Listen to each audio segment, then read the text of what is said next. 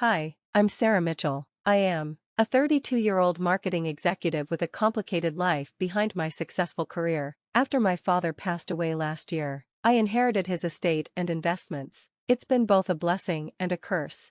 One evening at a family dinner, my mother-in-law, Patricia, said, "Sarah, you should really consider seeing the financial advisor I recommended." She was picking at her salmon, her nails looking perfect. I replied, "Thanks, Patricia, but Emma is handling everything well." When I mentioned Emma, my best friend and attorney, I noticed Patricia's face tighten. Patricia said, "I just want what's best for the family," making me feel like an outsider. My husband James held my hand under the table and said, "Mom, Sarah's doing fine with everything." I reached for my heart medication, reminding myself of my rare condition. Patricia's eyes watched me, always calculating. She commented, "That's such expensive medicine. Thank goodness for your father's inheritance." Later that week, during my regular lunch with Emma, I said, "Something's off with Patricia. She keeps pushing about my finances. She's always been controlling, but lately, I trailed off." Remembering an incident. "What happened?" Emma asked. "She reorganized my home office without asking. She said she was helping, but she moved all my important documents." Just then, James's younger brother Michael joined us unexpectedly. He seemed nervous. "Hey Sarah, how are you doing? Is everything okay?" he asked. "Yeah, I'm fine," I replied. "Just be careful with the family documents. Mom's been asking weird questions about your inheritance." Later that day, Patricia's friend Diana came by our table. She said, "Sarah, those charity event photos were lovely. Your father would be so proud." Then, she lowered her voice and added, "Though Patricia had some interesting comments about them." That evening, James brought up the charity event and said, "Mom thinks we should combine our accounts to make things easier." I replied, "Our current setup works fine," but he insisted, "We're family. Sarah, don't you trust us?" The word trust lingered in the air. I thought about Patricia's growing involvement in our lives, moving my documents, suggesting things about my inheritance, and Robert's silent watchfulness. Emma's words echoed in my mind, "Just because they're family doesn't mean they have your best interests at heart." I smiled at James, but for the first time, I felt uneasy despite his warm expression. "Of course I trust you," I said, but inside, I wasn't so sure. "I just prefer keeping some things separate," I said firmly, though James's smile didn't reach his eyes. "I simply won't sign over my inheritance." "James, that's final." I stood my ground during another tense dinner at Patricia's house. "You're being ridiculous, Sarah. We're talking about securing our future," James said, but his face hardened. "Our future? Or your gambling debts?" I shot back. Michael, James's younger brother, suddenly spoke up, breaking the tension. "What did you just say?" I turned to James, but he couldn't look me in the eye. Patricia's smile turned sharp. "Really, dear, with your condition, wouldn't it be safer if James managed everything?" I reached for my heart medication, but it wasn't there. "Where's my medication?" I asked, panic rising in my chest. "Oh, those old pills? I cleaned up earlier. They were expired, dear." "They weren't expired. I just filled that prescription," I snapped, feeling a wave of panic. Everything after that was a blur. The room spun, and James's voice sounded distant. "She's being hysterical again, Mom." I woke up in the hospital, Emma clutching my hand. "Thank God you're awake. Sarah, you've been out for 2 days." "Emma, something's wrong. They're planning something." "I know," she said, pulling out her tablet. "Look what I found." She showed me emails between James and Patricia. "Once we prove she's mentally unstable, your inheritance will transfer automatically." Before I could react, Michael appeared at the door, looking pale and worried. "I heard Mom and James yesterday. They're planning to force you to sign everything over." "Sarah, James has done this before," Michael added quietly. "His first wife, Caroline, she had a big inheritance too. She lost everything." Diana, Patricia's friend, slipped into my room after visiting hours. "Sarah, honey, I've been gathering things, photos, recordings, conversations from parties, the way Patricia's treated others. You're not the first, but I'm making sure you'll be the last." She looked at me with determination. "I've been doing some digging. James isn't just gambling, he's committing fraud at his firm, using client money to cover his debts."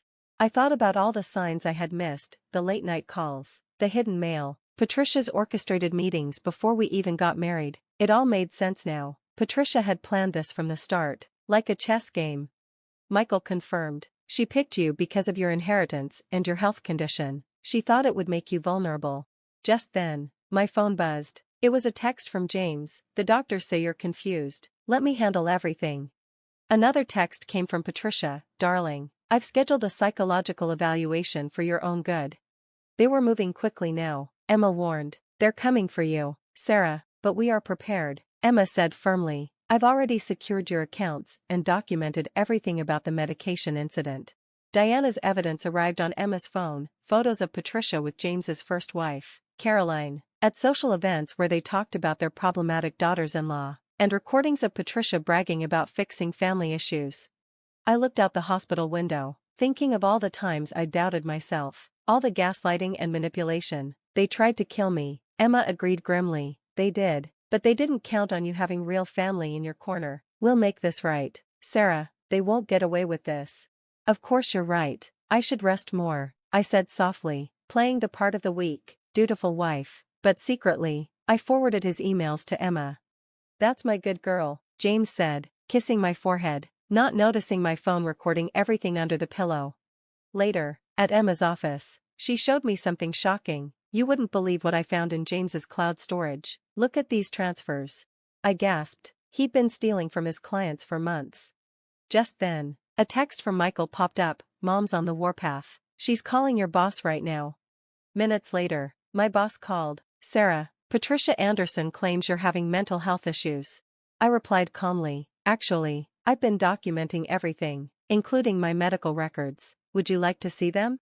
My boss responded, "Please do. And Sarah, she's tried this with other employees before." Then Diana's voice message played. "Darling, Patricia's telling everyone you're unstable, but don't worry, I've been sharing those lovely videos of her at charity events. Everyone is seeing her true colors now." I met Michael at a cafe, away from the family's eyes. "James lost big again last night," he whispered. "He's desperate, taking bigger risks with client money." "How much?" I asked. "Millions, and Mom's involved. She's been helping him hide it." My phone buzzed. It was Emma. "I found proof Patricia sabotaged your Marshall account presentation. She called them directly. That deal was worth millions. My whole team lost their bonuses." The truth was spreading fast through Patricia's social circle. Then, a surprise visitor arrived at my office. "Robert, my father-in-law." "I can't stay quiet anymore," he said, his hands shaking. "Patricia's done this before, not just to Caroline. There were others, 3 failed engagements before James met Caroline, all wealthy women, all mysteriously unstable by the end. I helped cover it up. God forgive me." My laptop pinged with an email from James's office IT department, responding to Emma's subpoena about irregularities in client accounts and unauthorized transfers. "The SEC would be very interested in this," Emma said over the speakerphone. Diana sent me surveillance photos, James entering underground casinos, Patricia meeting with shady lawyers, and documents being shredded. Time to end this, I thought, watching James sleep. I'd been gathering evidence for weeks, pretending to be weak while secretly building my case. Every "yes, dear, and whatever you think is best" had bought me time. My phone lit up with messages from Michael. "Mom's panicking. The country club rescinded her membership." Diana texted, "Your mother-in-law's mask is cracking. She screamed at a charity board meeting." Emma sent a message, "I got the final proof of embezzlement. It's worse than we thought." Robert also texted, "I'll testify about everything. It's time." I touched my father's picture on my desk. "You taught me to play chess, Dad, every piece in position, just waiting for them to make their final mistake." Then a text from Patricia popped up, "Family dinner tomorrow, important documents to sign." I smiled. They still thought I was their pawn. "Game over," I whispered, sending Emma the signal to start our endgame. "Everything clear?" I asked the movers while they loaded the last box into their truck. "Your new place is ready," Emma confirmed. "James is still at that conference in Chicago," I replied. Perfect timing. I had waited for him and Patricia to be at a critical business meeting, an emergency damage control session with increasingly suspicious clients. Then my phone exploded with notifications. Headlines everywhere. Anderson Financial under SEC investigation. Massive client fund misappropriation discovered. "Turn on the news," Michael texted. I did, and there was James, trying to hide from reporters outside his office building. Breaking news, James Anderson, CEO of Anderson Financial, accused of embezzling millions. Diana called. "Sarah, you should see Patricia. She's at the country club, trying to do damage control." They're literally asking her to leave. I could hear Patricia's shrill voice in the background. How dare you cancel my membership? Do you know who I am? Diana's reply was gleeful. Oh, honey, everyone knows exactly who you are now. Later that evening, my new TV showed more breaking news. James Anderson arrested on multiple counts of financial fraud. Emma burst in. Patricia's liquidating everything to cover James's debts. She's losing the mansion. Michael sent more updates. They've made me interim CEO. Mom's hysterical. She keeps saying it's your fault somehow. But I never reported anything. I smiled, knowing their own greed had done them in. Weeks passed, and I focused on my growing marketing firm and my new foundation, Phoenix Rising, which supports survivors of financial abuse. Your story inspired so many, Emma said at our foundation's first meeting. 3 more of James's victims came forward. Diana forwarded a video of Patricia being escorted out of her social club. Your mother-in-law tried charging $50,000 in personal expenses to the charity board account, Diana texted. Robert also sent me a letter. Sarah, I'm sorry I didn't stop them sooner. James got 15 years in prison, and Patricia lost everything trying to save him. You were stronger than all of us. One day, my assistant rushed in. Miss Mitchell, you won the Community Leadership Award. That evening, I took the stage and said, success isn't just about money, it's about surviving, thriving, and helping others rise. Later, Diana texted, Patricia watched your speech from the community center TV room. She looked destroyed. I touched my heart medication, knowing my health had improved dramatically since leaving that toxic environment. The final text came from Michael. Mom had to sell her last designer bags. She's asking about James's prison visitor list. He declined to add her. I looked around my beautiful new office at the photos of my foundation's success stories, my marketing firm's growing client list, and the picture of my dad. You were right, Dad. The best revenge is living well.